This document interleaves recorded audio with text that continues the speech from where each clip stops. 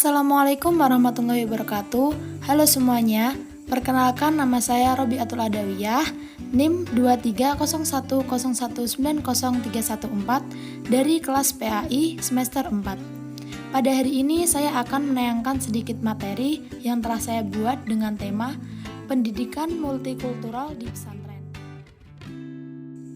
Apa sih pendidikan multikultural itu? Pendidikan multikultural adalah proses pengembangan seluruh potensi manusia yang menghargai pluralitas dan heterogenitasnya sebagai konsekuensi keragaman budaya, etnis, suku, dan aliran.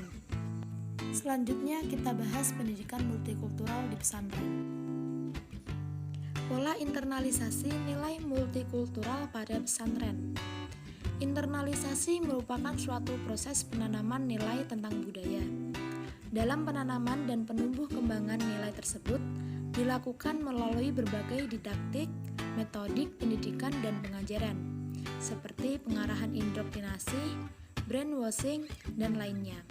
Internalisasi yaitu proses penyerapan nilai-nilai dan norma-norma oleh santri, proses belajar untuk beradaptasi terhadap keadaan, kondisi, dan lingkungan.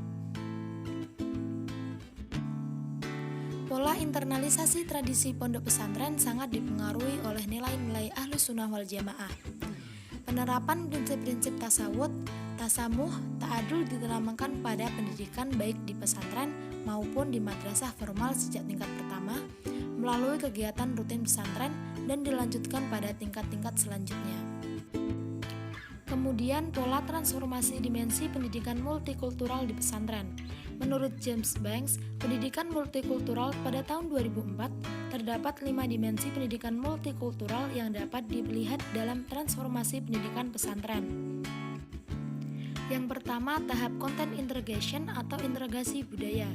Pada tahap ini, santri diajarkan pada sikap pengembangan budaya pesantren yang merupakan integrasi dari pengembangan sikap saling menghargai, pengendalian diri, tolong-menolong, kebersamaan dalam kegiatan sosial kemasyarakatan, dan melalui kerjasama yang saling menguntungkan, prasangka sosial yang berkembang dalam satu kelompok keagamaan terhadap kelompok keagamaan lainnya diminimalisasi.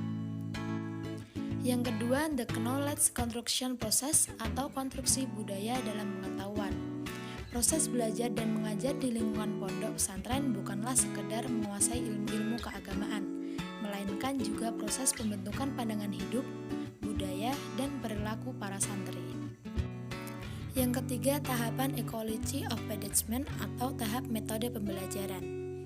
Pesantren tradisional memiliki sistem pembelajaran yang khas. Sistem pembelajaran ini mempunyai karakteristik, terutama tidak menganut ketentuan-ketentuan formalistik dan prosedural yang ketat. Hal ini karena organisasi sistem pembelajaran itu sendiri tidak terbentuk dengan semestinya. Yang keempat, tahap interaksi dalam pengajaran. Tahap ini sering disebut culturally sensitive teaching strategies. Tahap ini akan memberikan cara mengajar agar membantu capaian pembelajaran santri dalam memahami materi di pesantren. Salah satunya melalui kegiatan makestan atau masa kesetiaan anggota, yang merupakan kegiatan yang dilaksanakan untuk menerapkan nilai-nilai kepesantrenan yang dilandasi oleh prinsip aswaja.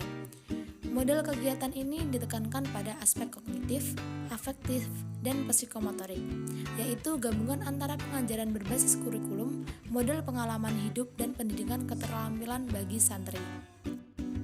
Yang terakhir, Prejudice Reduction in Instructional. Tahap ini mengidentifikasi karakteristik ras siswa dengan memberdayakan budaya sekolah dan struktur sosial yang kompleks yang mencakup reformasi semua aspek pendidikan. Sebagai lembaga pendidikan yang inklusif, keberadaan pesantren juga tidak bisa dilepaskan dari pengaruh ajaran-ajaran baru yang berasal dari luar. Baik, sekian dari saya, kurang lebihnya mohon maaf. Wassalamualaikum warahmatullahi wabarakatuh.